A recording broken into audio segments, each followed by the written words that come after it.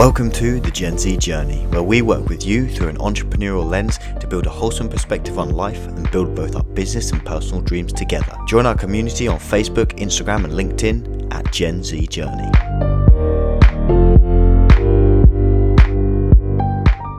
So, hello and welcome to another Gen Z Journey podcast. You joined today with me, Aaron and Joe, and we're here for another chinwag about the article and our final article in our financial literacy kind of genre over these last 3 weeks. So I'm excited to kind of finish this topic and then move on to our next one of personal development. But definitely this week is going to be really important for a lot of businesses right now, very relevant to their position. So I'm excited to get onto the topic. And that topic is obviously credit in business, and so business credit. And again, a very, very relevant topic today. And Aaron wrote this article this week. And so Aaron, I'll start off with a normal question that we always do. What is the intention behind this article or this topic that you decided to do for this week? Yeah, so we go back to the first couple articles, and we were talking a lot about just how a credit card works, and we talked a little bit about personal credit card use. And so I wanted to shift the focus, since this is about having an entrepreneurial lifestyle, and we really advocate for that we actually know how using credit works for a business as well, and not just on a personal level, but that we understand how we can use it to develop our entrepreneurial ventures. So the intention is just to get people to understand that credit is not only for personal use, but also for professional use. Absolutely, yeah. And Great article, by the way. Very good. Yeah. really well written article. I really enjoyed the structure this week. It just breaks down exactly how credit lines can be really important for businesses. And I don't want to go into too much detail about how he did that, because you need to go and read the article for sure. But yeah, definitely like I said, very relevant topic, very well written article, and very helpful for a lot of businesses right now about how they could actually approach business credit and the mindset towards it. So let's ask you that question, Aaron. Why is this topic so relevant, like more now than ever, like in this COVID time, in this pandemic time, when a lot of businesses are really struggling? As Joe will know, I'll bring you in on this in a minute, Joe, about how it's been affecting the restaurant industry. But why is it so relevant now to businesses? Well, I think first and foremost, if we go back a few months to when COVID really started and businesses started shutting down, a lot of the ways that businesses could pay their bills and stuff while the economy was shut down and there was no foot traffic, especially for businesses like restaurants and other businesses that just required any kind of foot traffic, was that credit was really the only way they could pay their bills. And without credit, they couldn't keep up with mortgages, they couldn't keep up with their daily expenses like their utilities and stuff like that, or their inventory coming in. And so credit was kind of like a life jacket. You needed it once you were pushed off the boat. You needed that life jacket to be able to stay alive for the few months while the economy was shut down. And so credit is a form of being able to help these businesses stay afloat while they could get back on the boat, essentially. And so it was very beneficial for a lot of businesses to be able to have some sort of credit line to continue to manage their cash flow and continue to manage their business while they had a reduction in customers. I see, yeah. And Joe, do you have any kind of stories on this, particularly like we mentioned, kind of the restaurant industry obviously took a huge impact at the start of this and still is now, but particularly at the start, how was credit important to them from the conversations that you had with people? Absolutely. The especially in our industry, when we were, and I'll say as an industry as a whole, when the pandemic hit and they were shut down for a couple of weeks, nothing coming in, no curbside, no nothing. We were locked down. Absolutely, credit was there, and that's what got him. I look at this credit as stepping stones. It will get you to the next stepping stone, and it definitely did it. I will add a note in here, and Aaron, you can back me on this. One critical thing that I think most people have learned, and it doesn't matter what business, how important a line of credit is for any business. And when it is, here's the gold nugget. When you don't need it is when you get it. Meaning you have to have that. I liked your version of that, Aaron. Shoved off the boat, because you never know when you're going to be shoved off the boat. So people will be in thriving times, and businesses will say, "Well, we're doing just fine. Our cash flow's great. We're this and that," but nobody predicted what just went on, and that's when you need it. And if you're scrambling, and again, back me up on this, Aaron, if you're scrambling then to try to get a line of credit, it's almost too late. It could be the devastation of a business. And in that same manner, we talked about that a little bit the last couple of weeks of how you need to start building your credit early on, because when you don't have that credibility in the moment, let's say, like you just said, COVID happened out of nowhere and no one was ready for it. If you're trying to get a credit line, then one, you're probably not going to get the credit line limit that you need to be able to survive, and two, you're going to have to go through applications, you're going to have to go through a whole process, and in that time, you have bills to pay and things to do, and so you're not going to be able to get that credit at the time that you need it, and if you do, it's just going to be a big hassle. There's going to be a lot going on versus in that same way on your personal life, you have to get your credit built up before you can buy like a house, for example. And so if you try and scramble to get a credit card 6 months before you're purchasing a house, your interest rate is going to be off the charts. You're not going to get the credit line that you want, the mortgage that you want and stuff like that. And that all just kind of correlates to you having a history of credit and you just being able to have that in place for when you need it. So I completely agree with you, Joe.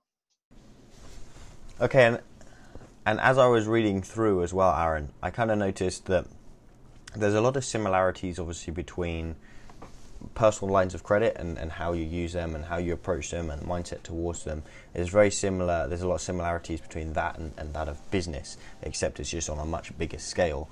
And so the relationship that we should be developing with credit, the way we treat it, like for example with stuff with now, it's great. It's a great safety net for these uncertain times for businesses to use, but then trying to pay it off as soon as they can is also very beneficial to them, so they're not paying huge interest costs at the end of this, right? So I just wanted you to touch on that, and it's kind of relevant as well to a topic that we're going to be doing next week on how personal development is related to business development, and how is that kind of personal credit journey related to a business credit journey? Are they very, very similar? Should they be treated in similar ways, or are they very separate? Kind of what's the view on that? So I think they're very similar, and the easiest example to give is again the one from last week when we were talking about expanding your personal wealth, and to be able to expand your personal wealth, you want to build on credit. You want to use credit to your advantage to expand your wealth to a level that you wouldn't otherwise be able to do. You think about, again, we'll go back to that example of a mortgage. You have a 30-year mortgage where you only put an initial 5% down, and during those 30 years, as you pay off your mortgage, that mortgage or the house that you purchase, you appreciates, and you're going to make a profit off of it. And in that same way, the money on a credit card for a business is going to work in the same way. It's not going to be exactly the same because it's not on that bigger time scale, but it improves your cash flow. And during that 21-day or 30-day period or 60-day period, however many days you have to pay back that money without interest. During that period, you're then able to use your money for other things. And during that time, it lets you be able to expand your business and grow your business because you can use your time, your money for something in the moment and then be able to pay it off later. And so, you buy a piece of equipment for your business, and now you have 30 days to use that piece of equipment and make back that money that you're supposed to pay off the equipment for, and also be able to make a profit on it afterwards. So it gives you that opportunity to buy things or finance things and be able to use it and then be able to pay it back later. So it gives you that benefit of having that leeway to then be able to expand your business and make purchases that you otherwise wouldn't be able to do.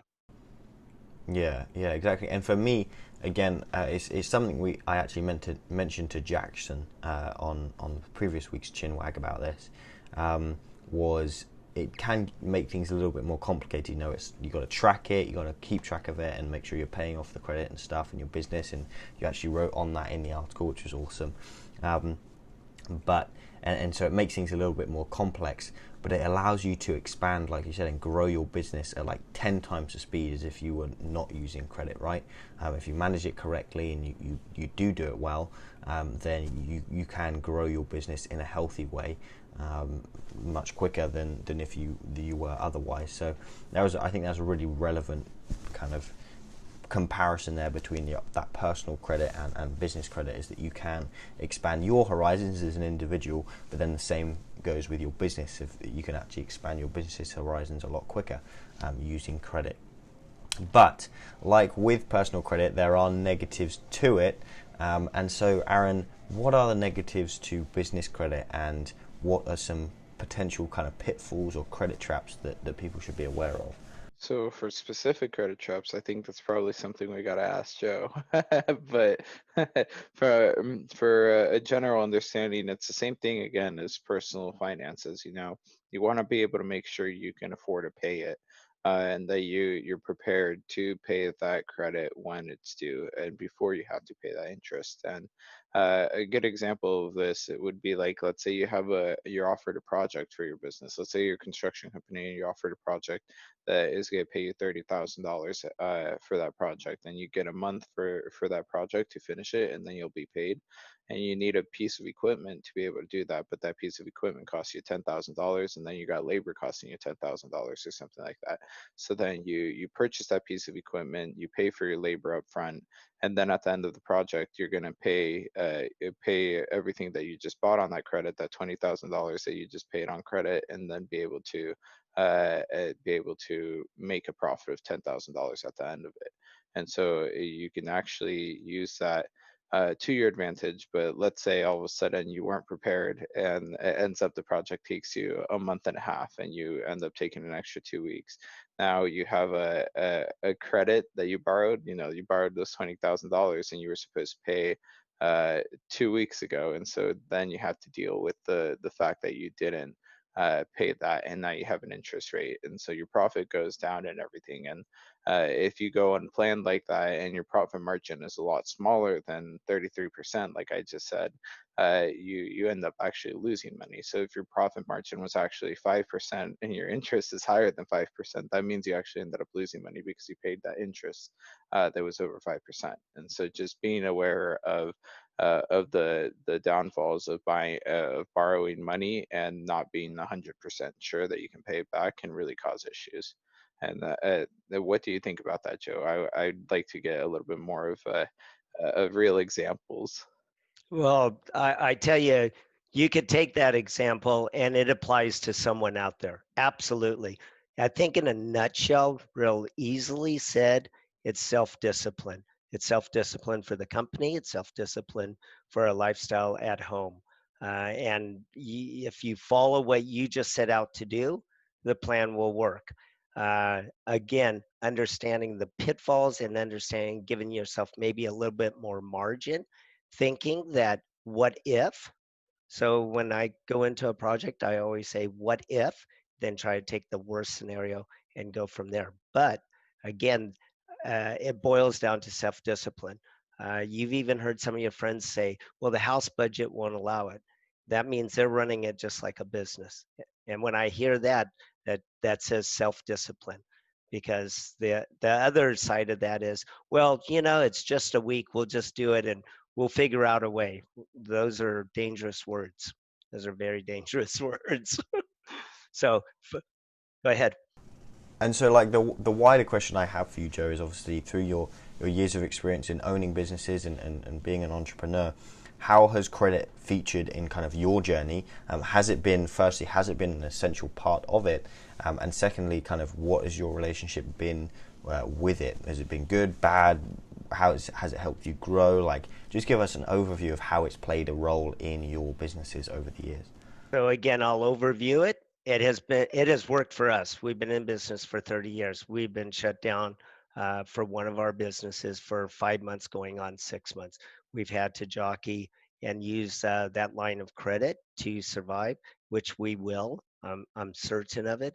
And this subject is definitely close to my heart. And let me explain in different ways, not just using that line of credit. I say we as an industry, it can be applied to any industry. You have to be creative. And in fact, what we practice, we don't try to go to the line of credit very first, but we use that same theory against our, I'll say against our vendors. We'll go back to a vendor and we'll say, could you give us better terms? We're going through COVID. All my conversations is, are you doing something for COVID victims? And and if you ask that question, they'll say, yes, we're taking payments, for example. And Aaron, you can uh, really truly understand this. We'll just extend your payment plan. We'll take 3 months, we'll put it on the rear of it. You still owe it, but it's given you the ability of 3 months. Whew, and I didn't even have to use my line of credit. So it's the same application used in different ways. And let me tell you, they're being really, really creative out there with this. And not only for business, you use it as, I always say, as a lifestyle. So you will hear me, the house budget doesn't allow that. And I will preach, run your family life like a business life. There's no difference. It's a different colored checkbook. That's what it is. And that's a personal opinion. Like Anna Hong, Aaron, that we had on a couple of weeks ago. And she was a great example of that business, family life, and business like entrepreneurship life as well. She she had budgets, she had schedules and stuff, which was I thought was really cool. Really transferring that, like Joe talks about and we talk about all the time, of just that lifestyle of an entrepreneur, of allowing it to feature in all parts of your life. You know. And I try to use that word. Wording for me is very important. I try to say lifestyle because it's pretty harsh when you say, "Sorry, Rio, that's not in the house budget." Boy, that's pretty harsh words. So I do it gently. It boils down, exact same thing. Yes, I totally agree.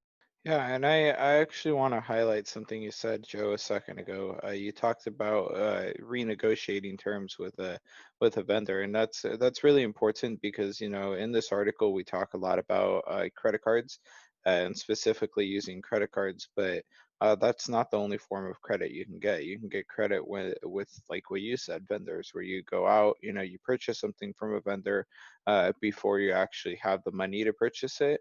And a lot of businesses do that where they're like, okay, I'll buy inventory from you with a 60-day term.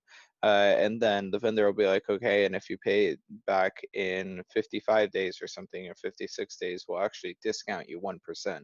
And again, it goes back to how credit cards work in a way that, you purchase with a credit card and you actually get anywhere from 1% to 5% back on every purchase, but that only works if you pay it by the statement due date.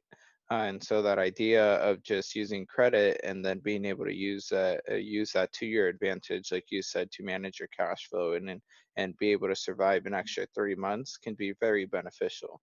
And there is that downside if you end up not being able to do that payment plan in your course with the vendors, or if you end up not being able to pay by the credit card statement due date.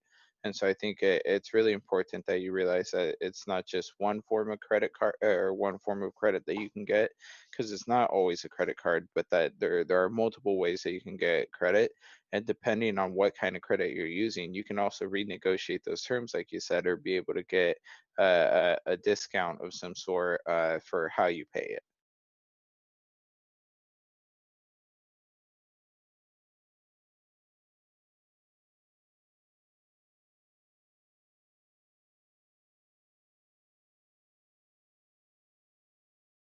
What I've learned over these kind of 3 weeks of our financial literacy um, topic over these past 3 weeks is just having confidence in your finances and your credit is really important as well.